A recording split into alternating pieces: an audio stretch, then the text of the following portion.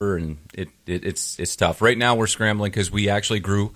This has got to be, and I say this, I probably sound like a broken record the last 3 years, but this year probably better than ever. We don't know where to put the rest of the plants we have to grow. Yeah. We literally are out of space. Like there's no more greenhouse to grow the young plants that need to get planted yet for the late season. So the good news is, being a late starting spring, there's going to be plant material well into the end of June as far as all the random, window box material and That's everything. great for shoppers. It might be a problem for you, but for the people who shop at stands, it's a good situation. When the spring is late, then we plant late, so we'll have stuff right through summer.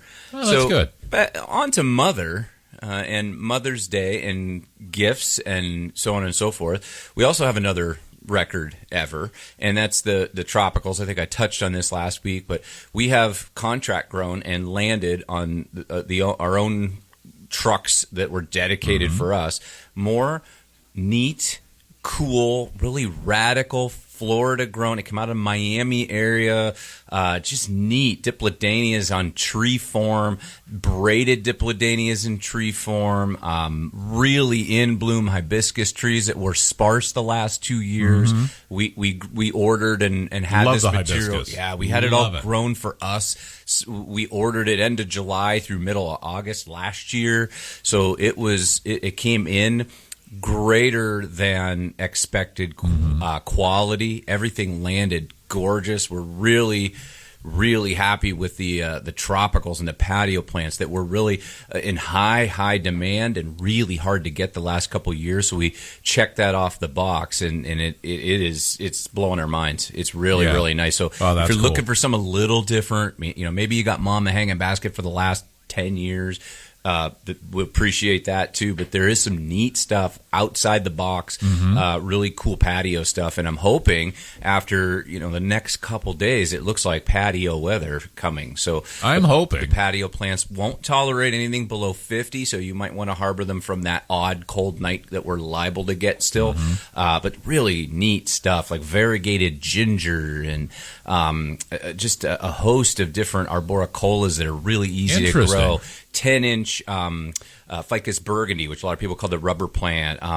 Stuff that has been a little lackluster in the last couple of years. Not so happy with our quality because it's sort of sight unseen from a host of growers, because central to southern Florida is just a mecca for the entire country's tropical gifting plants, floor plants, 10-inch material. We went... I shouldn't say we, because I should take the brunt of this. I went hog wild in palms. We have been very poorly supplied in palms, and it seems to be trending. So I got some palms right up through the 14-inch size. Some of them are taller than you, Alan. They are really... Well, I'm getting shorter, so that's a moving target. Too. And you know what? That's what I blame the width on too. Is I'm actually not getting any heavier. I'm just getting shorter and wider. So it's the same amount of square inchage, but yeah. The palms. There's a couple of palms that we got in this year that just by circumstance of grower and buying that I've never even heard of. So there is a really awesome list of tropicals that we've never. I'm almost certain. I'm not even guessing at this. We've never had this much Florida grown material in the greenhouse at one time for you to choose from. Yeah, always worth taking a stroll around stands, but right now might be extra worth it. It is, because you have to see all this. It is unique to see it all together. And I know, like yesterday, I was chatting with a lady that had multicolor giant mandavillas. So the original, not the dipladenia small leaf style, but the giants. We got some in this year that are mixed combo in the same pot. So you'll get pink and white, red and pink, red and white, like mixed together. And they're a nice, above my hip on a trellis already in full bloom. She had 6 of them in her cart all at once. She's like, I've never seen them like this. I said, me either. Yeah. We got a new grower, new shipper, everything, and we're so happy with it. Yeah. So if you haven't seen them, then not many of us have, I assume. Yeah. Let's jump on the phones. You're on Stan's Garden Center with Josh Skarzinski. Good morning. Good morning, Josh. Good morning to all of you there. Morning. Got back finally on the air with you guys. I was in the hospital for a while, so I hope you're doing better, sir. I am trying to. Yeah. Hey, Hey, Josh, I know a couple of years ago I got one of those bushes that grew to very different kind of raspberries and stuff like that. Anything new in the market coming out that way for bushes like that to be planted like that for the summer? Yeah, the berry industry is growing every year. Literally, we got we had our core staff meeting on Wednesday, and our buyer in the nursery area said, I know blueberries is a big thing, so we tried to get on and get a supply of blueberries in the high bush blueberry that is supplied our demand, because the last couple of years we've just been cleaned out. So he called a couple of vendors and got numbers, and he said, instead of ordering like I want 20 of this and 10 of this and 10 of this, he just told the vendors, I'll take them all. Everything you have, we'll buy them all. Really? So they came in yesterday. So there was some varieties in that eclectic mix of blueberries that I've never even heard of again. I mean, just interesting variety names that, maybe Mark, who is much more astute at the fruiting and the berries and stuff than I am, that maybe he's heard of them. But there's some names in there that I kind of looked at 3 times. I'm like, I never heard of that. So there's a really strong selection this year. We did a lot of our own bare root. We have way, way more fruit trees than we ever had in history. I mean, they are everywhere. For the last couple of years, fruit has trended so much. I told a story last week on the air that 10 years ago, we were talking about some garden centers aren't even carrying fruit trees because they're such a slow mover. And now, which have to attribute to a lot of the stay home and a lot of the concern of food chain supply, right, and so on and so forth. I know I've heard from some local farmers, because I do have my finger on the pulse of some of the green industry, that they're really struggled with some of the frost with the peaches. We're probably going to lose our peaches local. So some of the fruit trees in the backyard. Now, you asked for something unique and different. I did a little bit of a TV spot as like a public service announcement that the traditional old-fashioned, you can see them everywhere, almost overused in landscape, the barberry. So Berberis thunbergii, if you want your Latin out there, your typical barberry, the red and the bright fluorescent green plant that has the very vicious tiny prickers on them, but they're used, very durable plants, used in urban landscape and in the city and stuff, has been deemed by the Department of Agriculture a nuisance plant that has now been deemed invasive. So the industry quick and scrambled, and they have now No Worry barberry that is legal in Pennsylvania, because at the end of this growing season, September, October time, they're going to ban us from distributing it, or they're going to sort of firmly, politely ask us to stop selling and producing it, and they're switching over to sterile. So it will not proliferate. Right. So that's what happens in some of the invasive stuff. So barberry, that's what's going on in the news. As far as new things, it's a totally grab your deck of cards and throw them in the air with the hydrangeas. There are so many hydrangeas every year that come out. We even struggle to keep our finger on all the varieties being asked for and marketed and stuff, because there's literally hundreds and hundreds of different ones. I can't even rattle off all of the new trending stuff right now, because what's happened, just like if you get cell phones, that something new comes out, like, hey, now, it takes its own picture, or whatever the new and greatest, latest thing is, because our industry blew up due to COVID and it just cleaned out nurseries left and right. Now they're scrambling to come up with something different, come up with something new. So they're investing a lot of money in genealogy and coming up with the latest and greatest thing. So there is lists of new things. I can't even just rattle them off on the air. I want to thank you guys for coming on, and by the way, I want to wish all the mothers to have a blessed and happy and safe Mother's Day, and enjoy your family, your children if you can, and appreciate what life gives us too. Sometimes, that's one thing I've come to realize with my condition, that life is something we got to think how precious and blessed it can be. Yeah, you got to cherish it. That's for sure. Thank you, sir. Hey, God bless. Take care. It's interesting talking about berries, though, because I always think back to when I was growing up in a very rural situation, and you could just go out on the bush and get currants, and you could get raspberries, and you could get wild strawberries and all that. Not everybody has the time or the desire to grow tomatoes or grow broccoli. But if you've got just some berries you can grab and put on your yogurt, or put on your cereal. I mean, that's a pretty awesome thing in itself. It actually is. I got a pretty neat story. Being that I grew up on the farm, so to speak, and kind of knew my plants from a young age. When I was younger, we'll say like just kind of tween area and stuff, because we were so busy and I was a younger person, my mom took us out almost every weekend through the middle and latter summer to Campers Hill out on Route 89. And that's kind of where we had a whole clique of young, youth that hung out and went fishing on the pond. And, it was kind of a farmer kid's dream. And we stayed in a camper every weekend, and we, went to the pool hall and stuff right there at the Campers Hill. And one thing that I did with our little clique of kids, say there was like 20 kids that were all of, within 5 years of age, is we went down in the woods in the back by the ponds and stuff, and we picked blackberries and red raspberries and stuff right off the wild, right, just growing natural. And we would cram them in our pancakes on Sunday morning before we all kind of migrated back home, because it was just like a Friday night to Sunday afternoon. That's what it's all about right there. And we would make community pancakes on the plug-in electric skillets on a picnic table outside under the awning off of a camper RV. And early in the morning, because I think I was an early riser from even like a grade school era, I'd go down and pick all the berries and put them in, and it was literally picked right out of the woods. So that's what it's all about. That's neat stories about that. And you hear about people that grew up and eat things out of the ditch. You hear about those people. I hear about those people. You hear about those people eating cow slips with vinegar, maybe a little Italian dressing. Sure, you hear about those people. But it really is true. If you're thinking, okay, well, I would like to, maybe grow some edibles. Like berries are a great way to do it, because once you get the thing going, you're pretty good.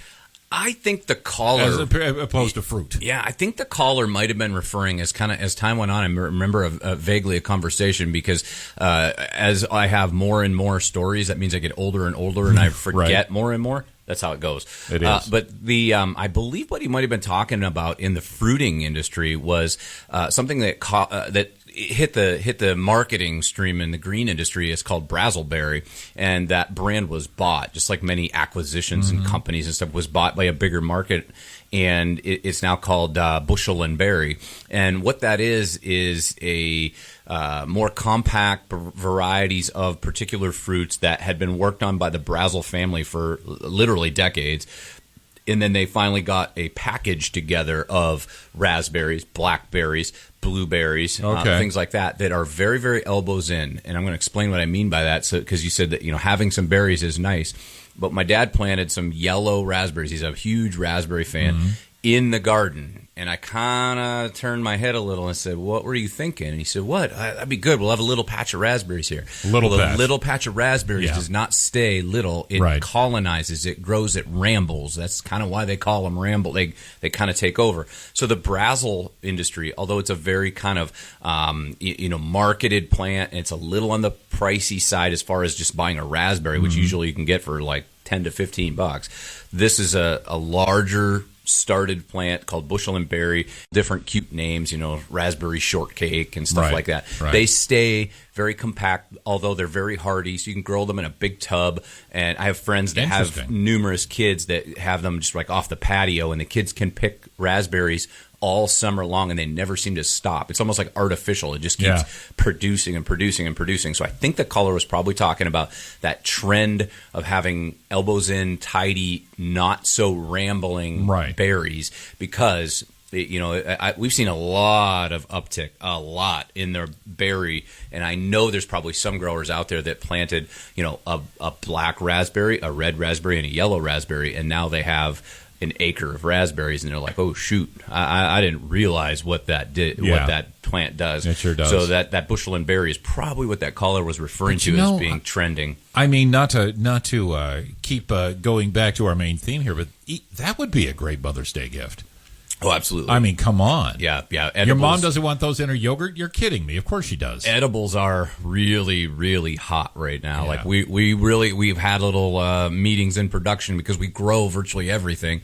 Like, how much of this do we need? Like, we don't know where the limit is as far as certain things. Like, and it's really difficult to predict. Over the last 3 years, we would grow this and this and this and eggplant, and then all of a sudden, eggplant starts to trend. And like, good grief, every third person is asking for white eggplant. Like, we've never sold that much white eggplant. It's really comfrey. In the herbs, we don't have comfrey because we used to sell like a dozen. And now, so why carry them? Every single day, someone's asking for comfrey. So somewhere it was out there. HGTV, Alan Smith, whoever it was, put something out there about the uses and the advantageous benefits of comfrey. And it's such a small niche herb for us. We've dropped it from our production. Now this year, everybody wants comfrey. Yeah, that's a trendiness. I know with blueberries, part of it was not just faddishness, but the fact that nutritionists say this is a superfood. This is one of the best foods you can eat. Well, antioxidant. Yeah. As soon as you do that, then A, people want to buy them, but B, other people say, well, why can't I grow my own? Yeah. Well, if you're going to be starting, if you never grew edibles, I'd start with the raspberry. Blueberries is a little bit more finicky, a little bit more land specific. It won't grow in heavy, wet feet. It's a very organic, acid loving plant. So sometimes your first or second attempt, you might fail. The blueberry is a finicky thing to get started young. Yes. Once it gets going, you're good to go. It's weed. You pick every year. And look out for birds. The birds, and the other thing that a lot of people don't realize is like, oh, I'm going to plant a blueberry. You will get some blueberries, but they pollinate one another. So having like 3 different blueberries of similar bloom time, it takes your crop and doubles it. So when you get a little bit and you have one of the same variety, if you mix up the varieties, they will really be more prolific on the fruit side, which is good. Let's face it, if you're going to plant a blueberry, it's not the most attractive landscape plant, but it's the most attractive edible. So right, exactly. You're not gonna put one on the corner and utilize it multi-purpose or something. They're not really overly attractive plants, but that was the one thing that the Brazel company did with the blueberry is they actually picked genetics over the last 20 years that like had really fantastic fall color. That was one of the attributes. Oh, interesting. To it. So it's like a really bronzy yellow, so it can be used, be it that it's a really unique mix, something that you would put like by the step. It also has a character of an aesthetic value. It's more compact. It has a beautiful fall color. Some of the berries actually are multicolor, so they worked really, really hard at putting that out there. But yeah, a gifting side, if you want to get something mom that would be in her wheelhouse, but not something she might pick out herself, the berries would be it. Yeah. The other side of it is the greenhouse hanging baskets, because we've had such a cool kind of lower light, kind of wet, damp start. That generates, even in the greenhouse, that generates slow, very compact internode. What that means is if you have where the leaves are on a branch and then a space and then where the leaves are on a branch again, that's internode. The node is the point where the leaves branch from the stem. So we'll sometimes use some hormones called PGRs or plant growth regulators to shorten that internode on purpose so that the plant is nice and compact and full. So if you see one of the really rambling petunias or a fuchsia plant or a petunia or a calabricoa or something, that what they call million bells, that's a little on the leggy side. It can be cut physically, or you can use a PGR to shorten those internodes. And I have a point to my story. The kind of cooler, damp, darker start to our spring, right up into May here. You see it's cloudy again today, raining, has made a slow, compact, short internode plant that is really attractive. Like when you see the flyers for like Proven Winners and such, you'll see they almost look fake. They pick the cream of the crop to take the picture of, and how they get that. Looks like some people on Instagram, in other words. Yeah, that's not me. I am as is. Yeah, no, me too. So, you can't hide this. Well, yeah, they don't make a filter to handle us. They just don't. They break the filter. So that has made really, really attractive baskets this year, just the style of Yeah. grow. So if we get... That's interesting. Yeah, if we get a year that all of a sudden, like the last 2 years, we really were pouring the PGRs to it and physically cutting some things and trying to open up the doors real early in the morning and cool things down, because when it goes from like 45 to 75 really quickly, the plants tend to pick up that pace too, and then the internode gets long.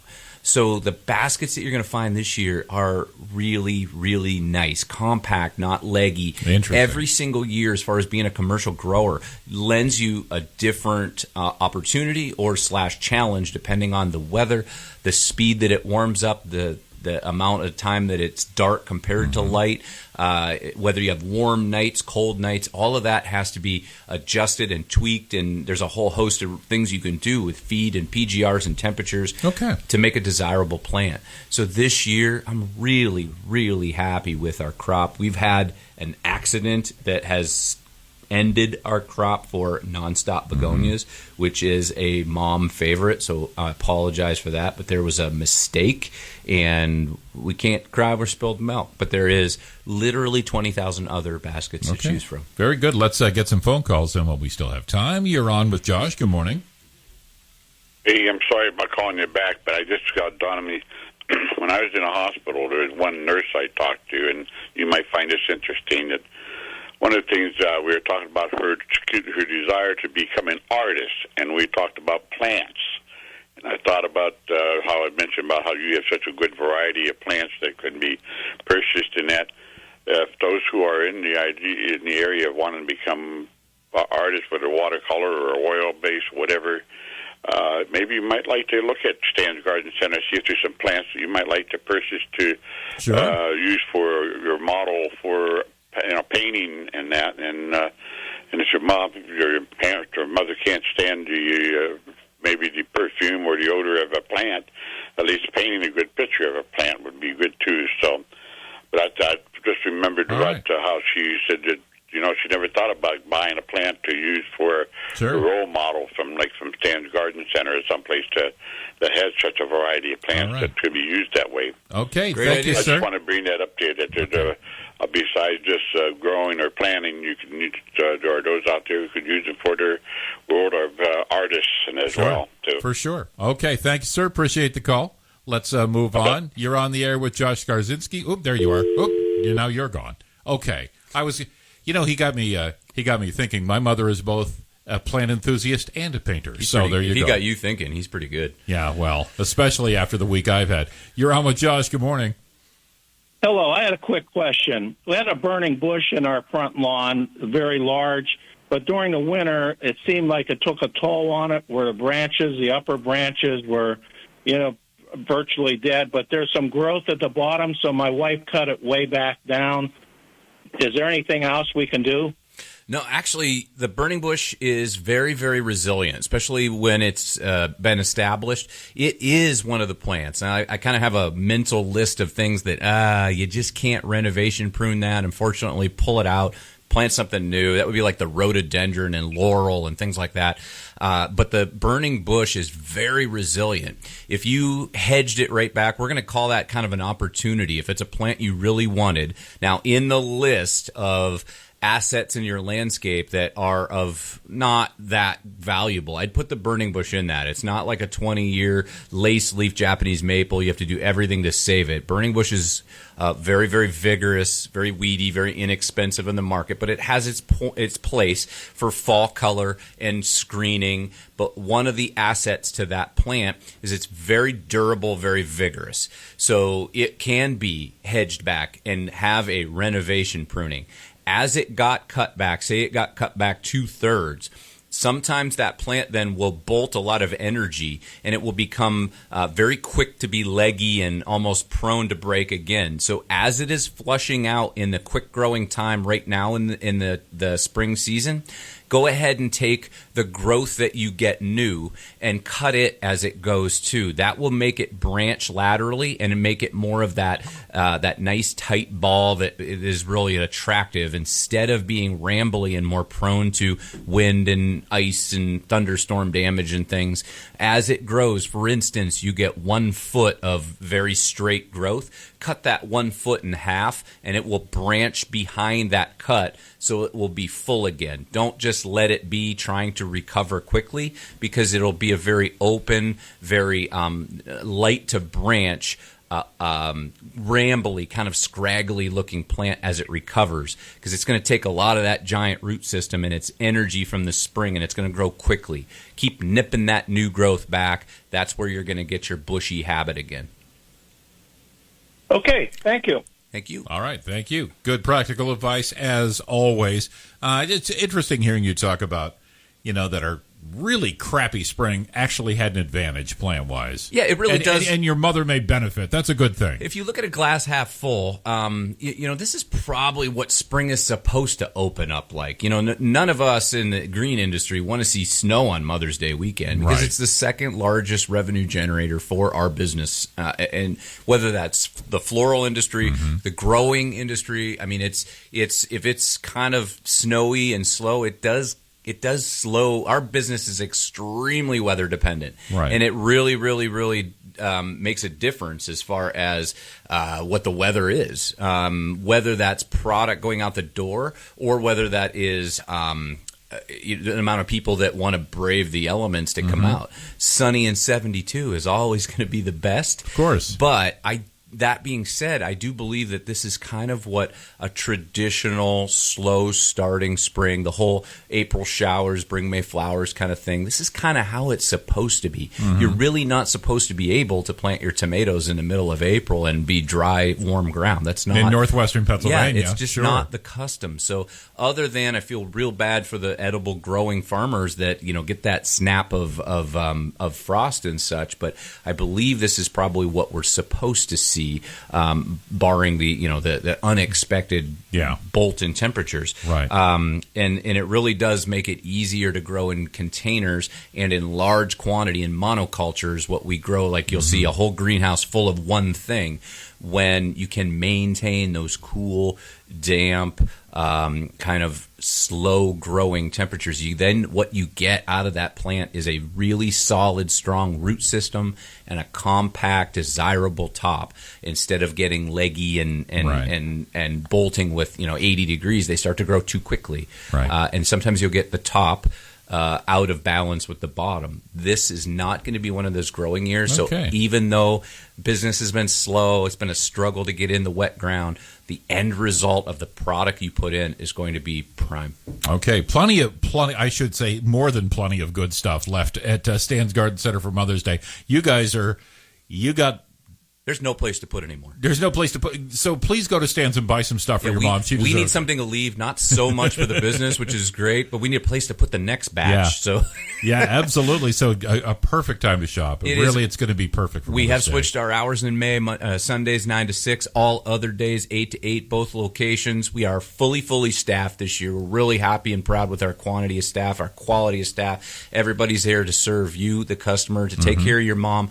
And if you just don't know what to get her, we're queued up with gift cards. Both you can purchase them online and in-house at both locations.